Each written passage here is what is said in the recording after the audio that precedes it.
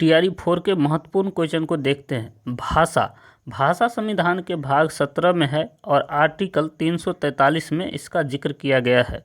मूल संविधान में भाषा कितना था तो 8 था, लेकिन वर्तमान समय में भाषा की संख्या 22 है। 21वां संविधान संशोधन के द्वारा, यह 21वां संविधान संशोधन 1967 में हुआ था और इसके द्वारा सिंधी भाषा को इसमें जोड़ा गया था। उसके बाद जो है 71वां संविधान संशोधन 1992 में हुआ था। इसके द्वारा 3 भाषा को हमारे संविधान में जोड़ा गया था। यह था नेपाली, मणिपुरी और कोंकणी था। उसके बाद 92वां संविधान संशोधन यानी 92 संविधान संशोधन 2003 में हुआ था। इसके द्वारा 4 भाषा को संविधान में जोड़ा गया था, बोडो, डोगरी, संस्थाली, मैत्री। अर्थात इस सब को मिला करके अभी वर्तमान समय में 22 भाषा जो है हमारे भारतीय संविधान में है। अब है शास्त्रीय भाषा। शास्त्रीय भाषा वैसे भाषा को कहा जाता है जो 1500 BC पुराना है, यानी 1500 ईसा पूर्व क्या है, पुराना है, उसे हम लोग शास्त्रीय भाषा कहते हैं। और भारत में शास्त्रीय भाषा की संख्या 6 है, जिसमें यह भाषा है तमिल, मलयालम, कन्नड़, तेलुगु, संस्कृत और उड़िया, जिसमें उड़िया जो है सबसे नवीनतम शास्त्रीय भाषा है और तमिल जो है सबसे प्राचीनतम शास्त्रीय भाषा है। 2004 में तमिल को जो है शास्त्रीय भाषा के रूप में मान्यता मिला है। अब है यूएनओ यानी संयुक्त राष्ट्र संघ। संयुक्त राष्ट्र संघ की स्थापना 24 अक्टूबर 1945 को हुआ था। संयुक्त राष्ट्र संघ के कुल कितने अंग है तो 6 अंग है और इसमें सदस्य कितना था तो सदस्य देश है 193। 2011 में सूडान देश, दक्षिणी सूडान, इसका जो है सदस्य बना था। अब है संयुक्त राष्ट्र संघ का मुख्यालय न्यूयॉर्क में है।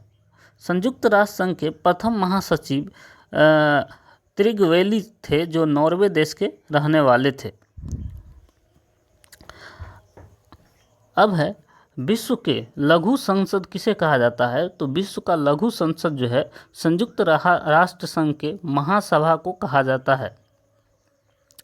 अब यूएनएससी में यानी यूनाइटेड नेशंस सिक्योरिटी काउंसिल में कुल कितने देश है तो यूएनएससी में कुल 15 देश है, जिसमें जो है 10 देश अस्थाई होता है और 5 जो है अस्थाई होता है, यानी 10 होता है अस्थाई जबकि 5 होता है अस्थाई। इस अस्थाई 5 को वीटो शक्ति मिलता है। जैसे इस 5 में कौन कौन आता है तो इधर से आता है चाइना, उधर से आया रसिया, उसके बाद यूरोप से 2 देश आते हैं, चाइना, रसिया और यूरोप से 2 देश आएगा। कौन कौन सा तो ब्रिटेन आएगा, फ्रांस आएगा। और उधर जो है उत्तरी अमेरिका महाद्वीप से 1 देश आता है जिसका नाम है अमेरिका, यानी उत्तरी अमेरिका महाद्वीप से 1 देश अमेरिका, उसके बाद यूरोप से 2 देश फ्रांस और ब्रिटेन, उसके बाद एशिया से 2 देश रसिया और चाइना। रसिया जो है यूरोप में भी पड़ता है और रसिया जो है एशिया में भी पड़ता है। तो रसिया का जो भाग एशिया में पड़ता है उसे साइबेरिया कहा जाता है। अब है आईजीसी, यानी इसका मुख्यालय कहाँ है तो अंतर्राष्ट्रीय न्यायालय जिसे कहा जाता है। अंतर्राष्ट्रीय न्यायालय का मुख्यालय द हेग, नीदरलैंड में है। अब है हम लोग आगे देखते हैं, विश्व बैंक और आईएमएफ को जुड़वा बहन कहा जाता है, यानी विश्व बैंक और आईएमएफ को क्या कहा जाता है तो जुड़वा बहन कहा जाता है। और विश्व बैंक और आईएमएफ की स्थापना जो है ब्रेटन वुड सम्मेलन के आधार पर हुआ है 1944-45 में। अब है विश्व बैंक और आईएमएफ दोनों का मुख्यालय वाशिंगटन डीसी में है, यानी दोनों का मुख्यालय यानी विश्व बैंक और आईएमएफ का मुख्यालय वाशिंगटन डीसी में है। अब है आईएमएफ का मुद्रा क्या है तो आईएमएफ का मुद्रा जो है एसडीआर है, स्पेशल ड्राइंग राइट्स है। इसमें भारतीय रुपया जो है शामिल नहीं है। आईएमएफ का मुद्रा क्या है तो एसडीआर है, इसमें भारतीय रुपया जो है शामिल नहीं है। अब है सार्क। सार्क की स्थापना जो है 8 दिसंबर 1985 को हुआ था। यह ढाका घोषणा पत्र के आधार पर हुआ था, यानी सार्क का फुल फॉर्म होता है south Asian association of regional corporation, यानी इसका मुख्यालय, सार्क का मुख्यालय कहाँ है? तो काठमांडू नेपाल में है। जबकि इसकी स्थापना जो है 8 दिसंबर 1985 को ढाका घोषणा पत्र के आधार पर हुआ था। सार्क में कुल 8 देश है और ये 8 देश कौन कौन सा है? तो मालदीव, भारत, श्रीलंका, अफगानिस्तान, पाकिस्तान, नेपाल, भूटान और बांग्लादेश, यह सार्क के सदस्य हैं। उसके बाद है आसियान। आसियान की स्थापना जो है, पहले तो आसियान का फुल फॉर्म हम लोग देखते हैं।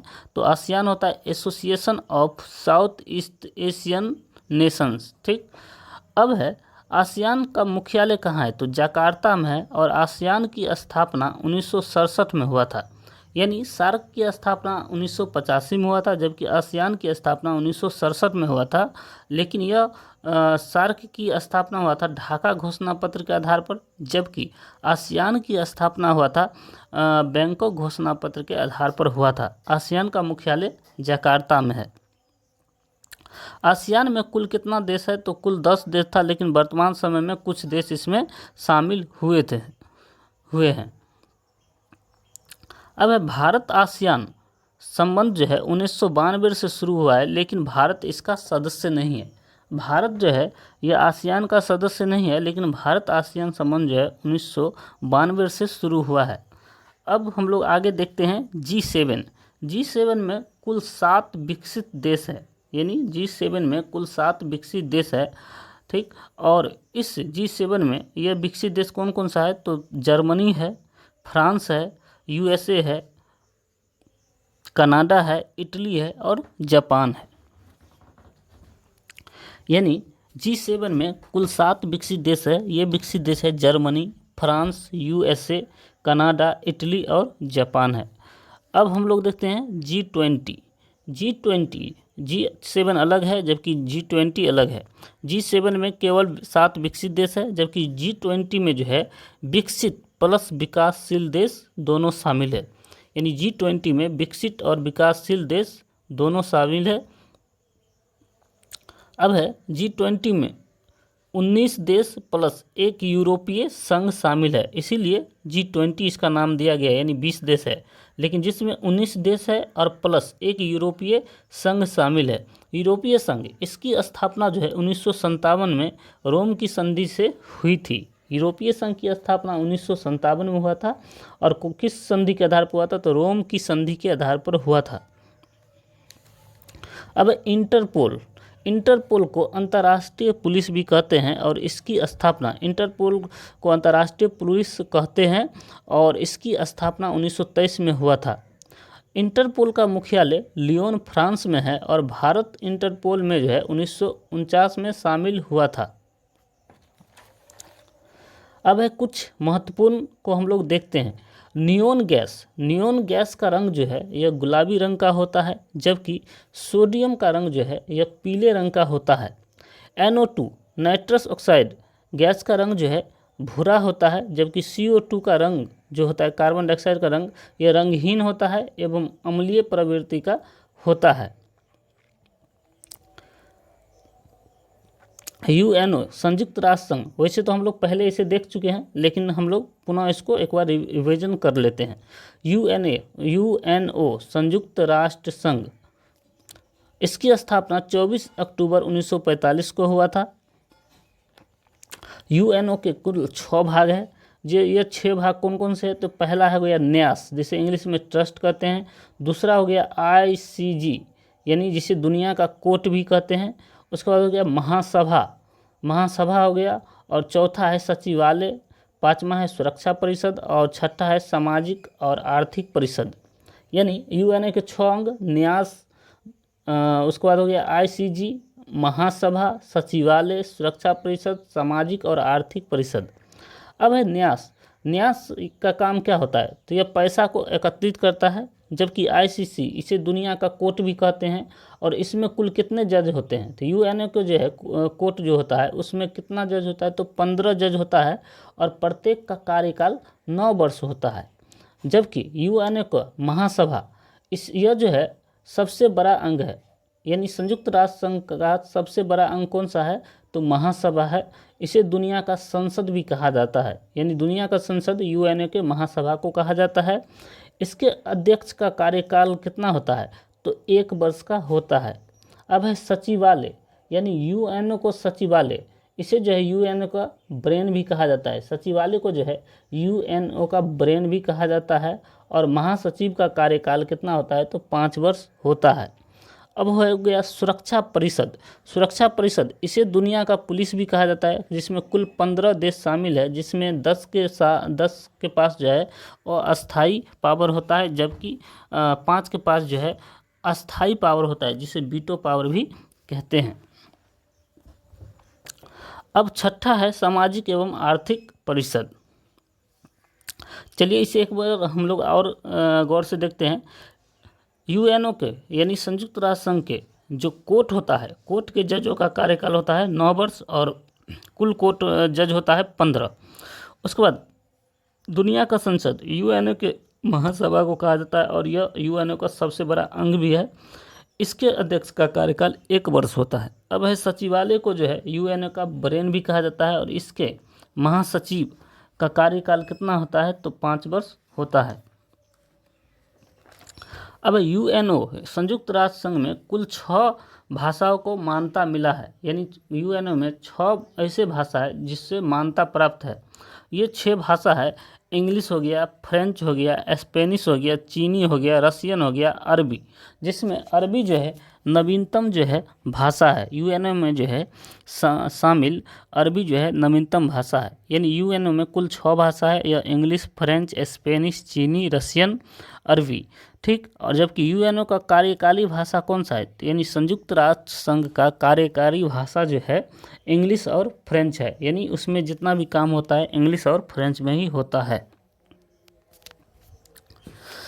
अब हम लोग देखते हैं कुछ महत्वपूर्ण चैनल को हम लोग देखते हैं।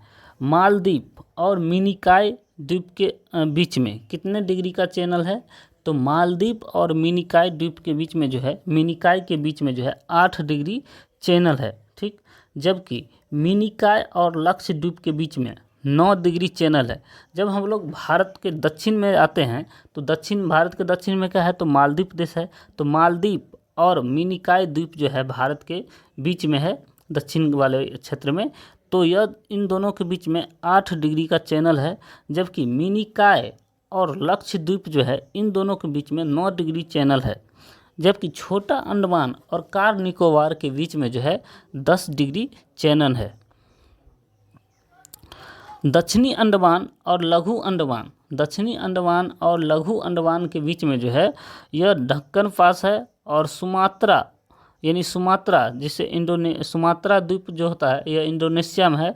तो सुमात्रा और निकोबार के बीच में जो है यह ग्रैंड चैनल है। सुमात्रा यानी इंडोनेशिया हो गया, और निकोबार द्वीप के बीच में जो है यह ग्रैंड चैनल है। अब उत्तरी कोरिया और दक्षिणी कोरिया को जो है के बीच में जो है 38वीं अक्षांश रेखा है। उत्तरी कोरिया और दक्षिणी कोरिया के बीच में जो है 38वीं अक्षांश रेखा है। जबकि यूएसए और कनाडा के बीच में जो है 49वां समानांतर रेखा है। अब स्टील प्रांत और उससे सहयोगी देश, यह बहुत ही मोस्ट वीवीआई है जो एग्जाम में अवश्य ही आते हैं। अब स्टील प्लांट, पहले तो है दुर्गापुर स्टील प्लांट। यह कहाँ है? तो दुर्गापुर स्टील प्लांट जो है पश्चिम बंगाल में है। और यह जो है किसके सहयोग से इसकी स्थापना किया गया है? तो यह ब्रिटेन के सहयोग से इसकी स्थापना किया गया है। उसके बाद राउरकेला स्टील प्लांट, यह ओडिशा में है। और यह किसके सहयोग से? तो यह पश्चिमी जर्मनी के सहयोग से इसकी स्थापना किया गया है। अब है भिलाई स्टील प्लांट, यह जो है छत्तीसगढ़ में है। और यह पूर्व सोवियत संघ के सहयोग से इसकी स्थापना किया गया है। अब एक और है बोकारो स्टील प्लांट, यह कहाँ है? तो यह है झारखंड में। और यह इसकी भी स्थापना जो है पूर्व सोवियत संघ के सहयोग से हुआ है। अब इस स्टील प्लांट में क्वेश्चन कहाँ से आते हैं? तो आपसे पूछेगा कि प्रथम पंचवर्षीय योजना और तृतीय पंचवर्षीय योजना में किस स्टील प्लांट का स्थापना हुआ था? तो Durgapur steel plant Rourkela steel plant और भिलाई स्टील प्लांट, इस तीनों का जो है स्थापना प्रथम पंचवर्षीय योजना में हुआ था। जबकि बोकारो स्टील प्लांट जो है यह झारखंड में है, यह जो है इसकी स्थापना तृतीय पंचवर्षीय योजना में हुआ था। अब है कुछ सिद्धांत को देखते हैं। अद्वैतवाद का सिद्धांत दिया था शंकराचार्य ने दिया था। अद्वैतवाद का सिद्धांत किसने दिया था? तो शंकराचार्य ने दिया था, जबकि द्वैतवाद का सिद्धांत दिया था माधवाचार्य ने दिया था। कुछ महत्वपूर्ण स्टेडियम को देखते हैं। चिन्ना स्वामी स्टेडियम यह कहाँ है? तो बेंगलुरु में अवस्थित है। चिन्ना स्वामी स्टेडियम यह बेंगलुरु में अवस्थित है। वानखेड़े स्टेडियम यह मुंबई में अवस्थित है। साल्ट लेक स्टेडियम यह कलकत्ता में अवस्थित है। सरदार पटेल मोटेरा स्टेडियम, जिसका नया नाम क्या है? तो नरेंद्र मोदी स्टेडियम है, यह अहमदाबाद में अवस्थित है। अब हम लोग कुछ महत्वपूर्ण अनुच्छेद को देख लेते हैं। अब है अनुच्छेद 52 में राष्ट्रपति की चर्चा है, यानी राष्ट्रपति पद की चर्चा जो है अनुच्छेद 52 में है। जबकि राज्यपाल पद की चर्चा 153वां अनुच्छेद 153 में है। राज्यपाल पद की चर्चा जो है अनुच्छेद 153 में है, जबकि राष्ट्रपति की चर्चा जो है अनुच्छेद 52 में है। उपराष्ट्रपति की चर्चा अनुच्छेद 63 में है, यानी राष्ट्रपति की चर्चा अनुच्छेद 52, उपराष्ट्रपति की चर्चा अनुच्छेद 63। जबकि महान न्यायवादी की चर्चा अटॉर्नी जनरल, महान न्यायवादी जिसे अटॉर्नी जनरल भी कहते हैं, तो इसकी चर्चा है 76 में। केंद्र में होता है महान न्यायवादी, जबकि राज्य में होता है महाधिवक्ता होता है। तो महान न्यायवादी की चर्चा अनुच्छेद 76 में, जबकि महाधिवक्ता यह राज्य में होता है और इसकी चर्चा जो है अनुच्छेद 165 में है। संसद की चर्चा है 79 में।